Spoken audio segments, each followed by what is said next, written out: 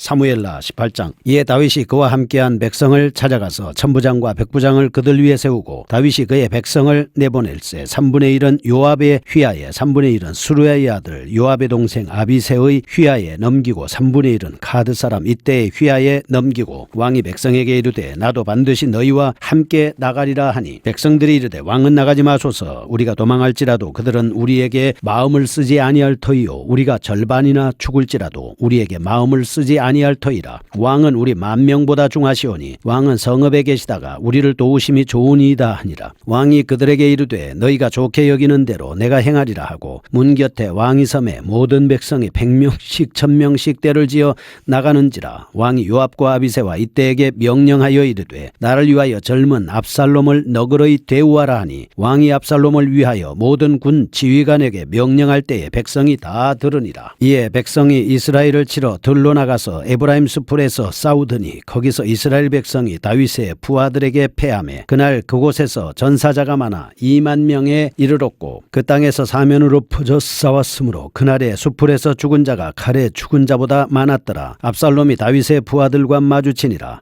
압살롬이 노새를 탔는데 그 노새가 큰 상수리나무 번성한 가지 아래로 지날 때에 압살롬의 머리가 그 상수리나무에 걸리매 그가 공중과 그 땅 사이에 달리고 그가 탔던 노새는 그 아래로 빠져나간지라. 한 사람이 보고 요압에게 알려 이르되 내가 보니 압살롬이 상수리나무에 달렸더이다 하니 요압이 그 알린 사람에게 이르되 내가 보고 어찌하여 당장에 쳐서 당에 떨어뜨리지 아니하였느냐. 내가 내게 은 10개와 띠 하나를 주었으리라 하는지라. 그 사람이 요압에게 대답하되 내가 내 손에 은 1000개를 받는다 할지라도 나는 왕의 아들에게 손을 대지 아니하겠나이다. 우리가 들었거니와 왕이 당신과 아비새와 이때에게 명령하여 이르시기를 삼가 누구든지 젊은 압살롬을 해하지 말라 하셨나이다. 아무 일도 왕 앞에는 숨길 수 없나니 내가 만일 거역하여 그의 생명을 해하였더라면 당신도 나를 대적하였으리이다 하니 요압이 이르되 나는 너와 같이 지체할 수 없다 하고 손에 작은 창 셋을 가지고 가서 상수리나무 가운데서 아직 살아있는 압살롬의 심장을 찌르니 요압의 무기를 든 청년 10명이 압살롬을 에워싸고 쳐 죽이니라. 요압이 나팔을 불어 백성들에게 그치게 하니 그들이 이스라엘을 추격하지 아니하고 돌아오니라. 그들이 압살롬을 옮겨다가 숲풀 가운데 큰 구멍에 그를 던지고 그 위에 매우 큰 돌무더기를 쌓으니라. 온 이스라엘 무리가 각기 장막으로 도망하니라. 압살롬이 살았을 때 자기를 위하여 한 비석을 마련하여 세웠으니 이는 그가 자기 이름을 전할 아들이 내게 없다고 말하였음이더라. 그러므로 자기 이름을 기념하여 그 비석에 이름을 붙였으며 그 비석이 왕의 골짜기에 있고 이제까지 그것을 압살롬의 기념비라 일컫더라. 사독의 아들 아히마아스가 이르되 청하건대 내가 빨리 왕에게 가서 여호와께서 왕의 원수 갚아 주신 소식을 전하게 하소서. 요압이 그에게 이르되 너는 오늘 소식을 전하는 자가 되지 말고 다른 날에 전할 것이니라. 왕의 아들이 죽었나니 내가 오늘 소식을 전하지 못하리라 하고 요압이 구스 사람에게 이르되 내가 가서 본 것을 왕께 아뢰라 하매 구스 사람이 요압에게 절하고 다름질하여 가니 사독의 아들 아히마아스가 다시 요압에게 이르되 청하건대 아무쪼록 내가 또한 구스 사람의 뒤를 따라 달려가게 하소서 하니 요압이 이르되 내 아들아 너는 왜 달려가려 하느냐. 이 소식으로 말미암아서는 너는 상을 받지 못하리라 하되 그가 한사코 달려가겠노라 하는지라. 요압이 이르되 그리하라 하니 아히마아스가 들길로 다름질하여 구스 사람보다 앞질러 가니라. 때에 다윗이 두 문 사이에 앉아있더라. 파수꾼이 성문 위층에 올라가서 눈을 들어보니 어떤 사람이 홀로 달려오는지라. 파수꾼이 외쳐 왕께 아뢰매 왕이 이르되 그가 만일 혼자 그의 입에 소식이 있으리라 할 때에 그가 점점 가까이 오니라. 파수꾼이 본즉 한 사람이 또 달려오는지라. 파수꾼이 문지기에게 외쳐 이르되 보라 한 사람이 또 혼자 달려온다 하니 왕이 이르되 그도 소식을 가져오느니라. 파수꾼이 이르되 내가 보기에는 앞선 사람의 다름질이 사독의 아들 아히마아스의 다름질과 같으니이다 하니 왕이 이르되 그는 좋은 사람이니 좋은 소식을 가져오느니라 하니라. 아히마아스가 외쳐 왕께 아뢰되 평강하옵소서 하고 왕 앞에서 얼굴을 땅에 대고 절하며 이르되 왕의 하나님 여호와를 찬양하리로소이다. 그의 손을 들어 내 주 왕을 대적하는 자들을 넘겨주셨나이다 하니 왕이 이르되 젊은 압살롬은 잘 있느냐 하니라. 아히마스가 대답하되 요압이 왕의 종 나를 보낼 때에 크게 소동하는 것을 보았사오나 무슨 일인지 알지 못하였나이다 하니 왕이 이르되 물러나 거기 서 있으라 하매 물러나서 서 있더라. 구스 사람이 이르러 말하되 내 주 왕께 아랠 소식이 있나이다. 여호와께서 오늘 왕을 대적하던 모든 원수를 갚으셨나이다 하니 왕이 구스 사람에게 묻되 젊은 압살롬은 잘 있느냐. 구스 사람이 대답하되 내 주 왕의 원수와 일어나서 왕을 대적하는 자들은 다 그 청년과 같이 되기를 원하나이다 하니 왕의 마음이 심히 아파 문 위층으로 올라가서 우니라. 그가 올라갈 때에 말하기를 내 아들 압살롬아 내 아들 압살롬아 차라리 내가 너를 대신하여 죽었다면 압살롬 내 아들아 하였더라. 아멘. 사무엘하 18장입니다. 진압당합니다. 압살롬이. 다윗왕의 군대와 압살롬의 군대의 전투에서 다윗왕의 군대가 대성을 거둡니다. 1절에서 8절은 조직력에서 앞선 다윗군이 숫자면에서 앞선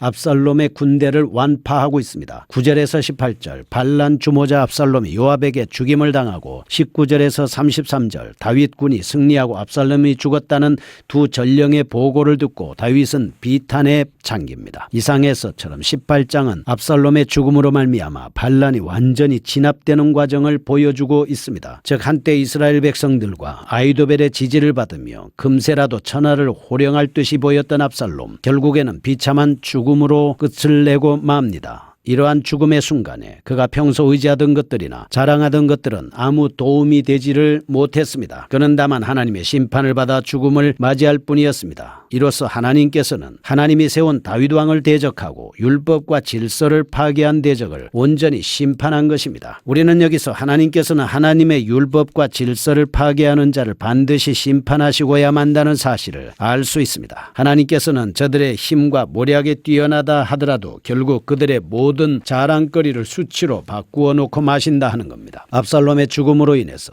이제 다윗왕은 위기에서 완전히 벗어나게 되었습니다. 다윗왕은 탁월한 조직력으로 인해 전술로 나오는 압살롬의 군대를 쉽게 물리칠 수 있었던 것입니다. 그러나 다윗이 결정적인 승리를 거두기까지에는 하나님의 세미한 승리의 역사가 있었음을 반드시 기억해야 합니다. 하나님께서 범죄한 다윗을 이모저모로 징계하기는 했지만 회개를 받으시고 악인들의 손에서 그의 생명만은 끝까지 보존해 주셨다. 7장 8절에서 16절에 나오는 다윗과 맺은 언약 때문에 하나님은 그 언약을 성실히 이행하신 것입니다. 첫 번째 1절에서 8절입니다. 17장 27절에서 29절 하나님께서 공급해 주신 복음 물자로 인해서 새 힘을 얻은 다윗이 흐트러진 전열을 가다듬고 세밀한 전술을 내세워 마침내 압살롬군을 무찌르는 장면입니다. 1절에서 4절 다윗은 압살롬군과의 격전을 앞두고 하나님의 도우심을 확신하면서도 자신의 휘하의 군대를 재편성했습니다. 스스로 전쟁에 앞장서려는 모범을 보이고 있습니다. 5절 군사를 독려하는 가운데 압살롬에게 관용을 베풀려고 당부한 것도 잊지 않습니다. 6절에서 8절 사기충천한 다윗군 손쉽게 압살롬군을 경멸하기 위한 사륙당한 군사의 수가